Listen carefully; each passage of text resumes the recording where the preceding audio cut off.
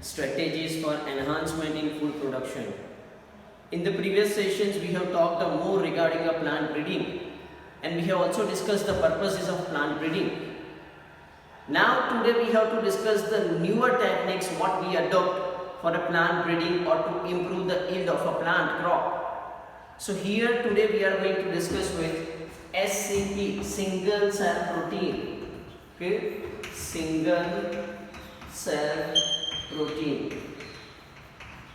Okay, what we can write as SCP, single cell protein. What is a single cell protein? You know that by a plant breeding we are able to do a green revolution.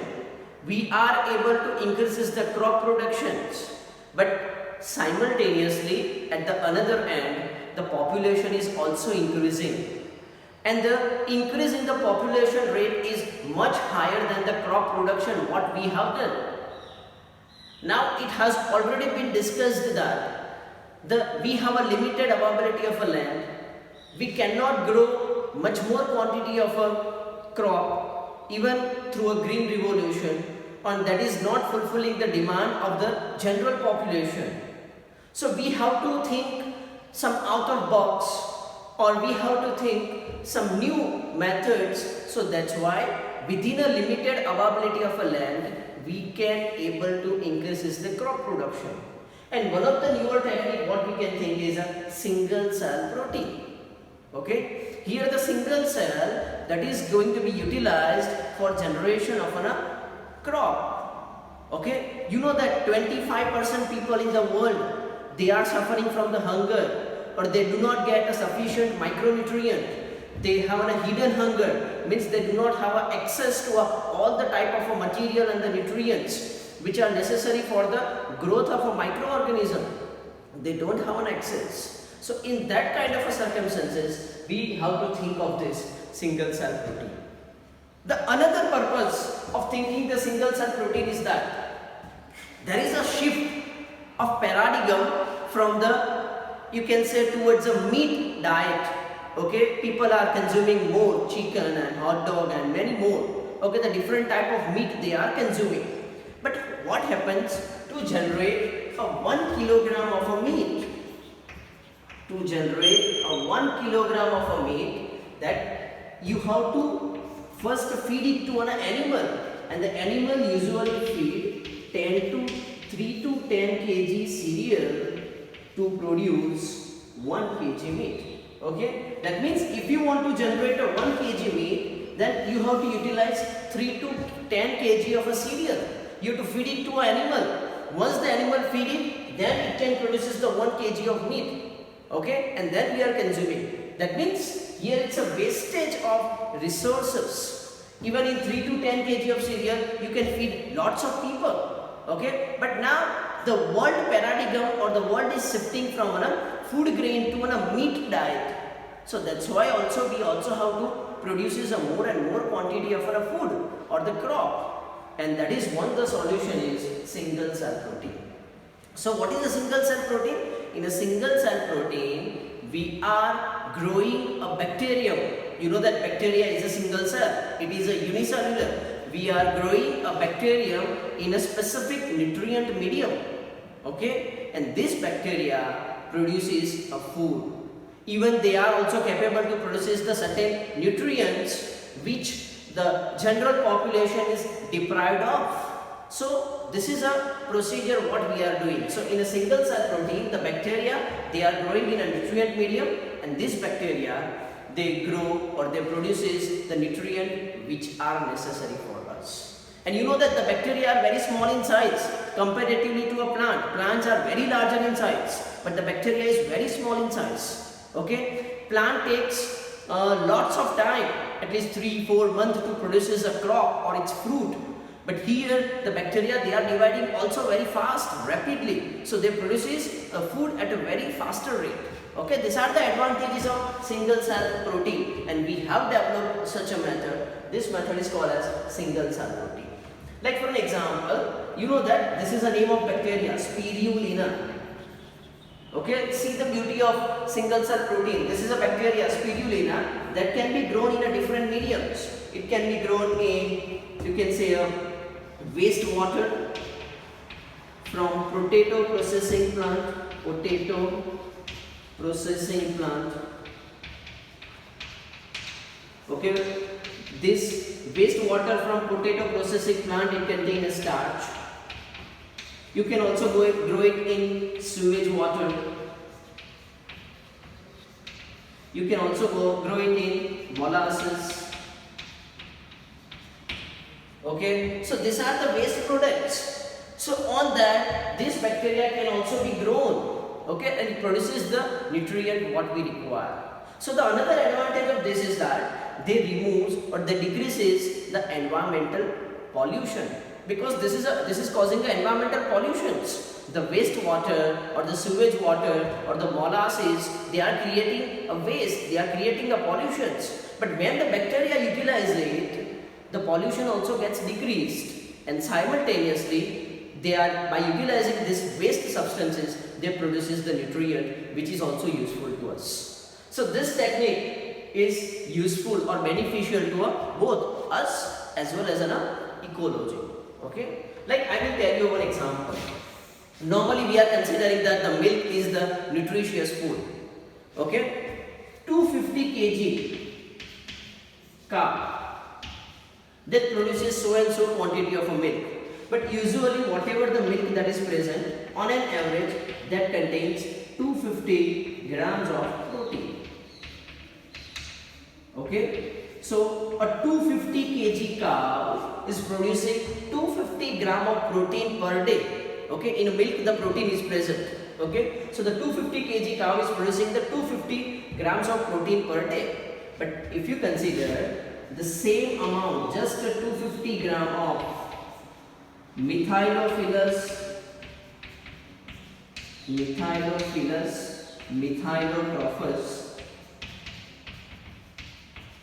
This is a name of bacteria. 250 gram of methylotrophus can generate even more amount of protein than the cow. See, 250 kg cow is producing just 250 gram of protein per day. But by single cell protein, just 250 gram of a bacteria, 250 gram is nothing. It just occupies very small place. Even that need a very less amount of nutrient to produces the food. Okay, so 250 gram of methylotrophus, they generates even more quantity of the protein per day. So what we do, we consume it. Okay, and that is again produced at much rapid rate. Okay, much faster rate. So this is the advantage of single cell protein. Now in a few locations or few countries, there is a trend that they are cultivating the mushrooms. Mushroom is a fungi. They are cultivating the mushroom because the mushroom is rich in nutrients. Okay, even some mushrooms can be used as a delicacies. They are used as a nutritious food. So at many locations and in many countries, they are cultivating the mushrooms, and they are cultivating the mushrooms to get the nutritious product from it. Okay, so this is possible. So students, you have to remember this. Okay, and this is called as single cell protein. A single cell, a cell of bacteria can capable to generate the protein when a particular nutrient media is given to it. Okay, and this is a single cell protein, and that generates even much more quantity of a crop at a faster rate than conventional breeding, because the conventional breeding cannot generate the food at this much faster rate. Okay, and here we can meet with the raise in population rate. Okay, so this is a single cell protein. Similarly, another approach is also adopted by us, and that is a newer approach for growing a crop, and that is called as tissue culture. So the another approach to remove the disadvantage of conventional plant breeding is the tissue culture.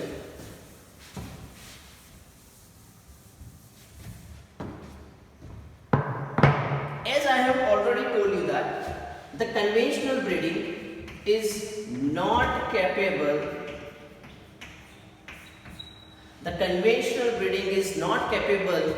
to meet the demand as the population is rising. Okay, because the population rise is occur at a much faster rate comparable to a plant breeding crop production. So we have also developed the semi-crop variety, but even we need a more and more food. Okay, so what we have to do? We have to go for a tissue culture. What is a tissue culture? I hope you have heard this tissue. Okay, it's a group of cells. What we call it as tissue. So what is a tissue culture? In a tissue culture technique, we are growing a plant. We are growing a plant from explant. Okay, we are growing a plant from explant. What is an explant? Explant is any part of a plant. It's any part of a plant from which a new plant can be grown where it has been provided a suitable medium, a nutrient medium, and that can be grown in under a sterile condition. Okay, these are the two conditions what it requires. Sterile condition, and it has to be provided with nutrient medium. Okay, so you don't have to sow the seeds. In the conventional plant breeding, you have to sow the seed. You have to wait for the plant to be mature, because once it matures, then pollination and fertilization and the fruit production or the cereal production or the grain production takes place. Okay, so you have to wait for certain time period like 2 months, 3 months, 4 months. Then it starts to produce the grain or the cereals. But here, from the plant itself, you are taking its part. You are taking any part of a plant. And from this plant, you are growing another plant. So it reduces the time period to grow a plant. And if you provide a suitable condition like sterile condition, sterile means a bacteria-free condition or any infection or pathogen-free condition, that's called a sterile condition. And if you provide it to a nutrition medium, then it can grow. This technique is called as tissue culture technique. It's called as a tissue culture technique. Even from a small tissue or small part of a plant, you can grow thousands of new plant. Thousands of new plant can be produced by just this one, tissue culture. And this technique, growing thousands of plants from a tissue, it's called as micropropagation. What it's called as micropropagation. Okay. Now the other thing is that the plants which are going to be produced by a tissue culture, they are produced from the single tissue, or they are produced from the same tissue. So the genetic structure which is present in them is the same. The plants, the new plants which are produced by the tissue culture, they have a same genetic structure. All the plants which are produced by the tissue culture have a same genetic structure. And so that's why, hence it can also be called as soma clones. What's called as soma clones. Okay. So I again repeat the few things and then we go ahead. You know that what is a tissue culture? In a tissue culture is a specialized technique in which a new plant is generated from an explant. What is an explant? Explant is any part of a plant which is used to grow a new plant, where it is provided a sterile condition and the nutrient medium what it requires. Here by this technique you can grow thousands of plants from a tissue. So the creation of thousands of plant or generation of thousands of plant by this is called as micropropagation. Okay. Apart from that, the plants which are produced, they all are produced from the same tissue. So they all have a same genetic structures. And the plants which are produced by tissue culture, as they have a same genetic structures, they are called as soma clones. What they are called as? Soma clones. Now I have told you that from an explant we grow a new plant. Okay? But here there is a specific condition needs to be provided, like sterile condition and nutrient medium needs to be provided. Sterile condition means it's a pathogen free. Like you might know that when you, if you see the operation theater or the ICU, that is almost free of pathogens, bacteria, viruses and fungi. Okay, we do certain treatment, same kind of conditions, sterile conditions we provide, we grow a plant in the sterile condition in a laboratory. Okay, so that is easy to provide. But now it's a case of a nutrient. Which kind of nutrient they require?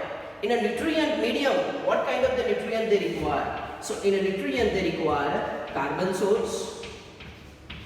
Usually we provide the carbon source in a medium is sucrose. This is going to be provided. They requires amino acids. They require vitamins. The nutrient medium requires vitamins. They require plant growth regulators.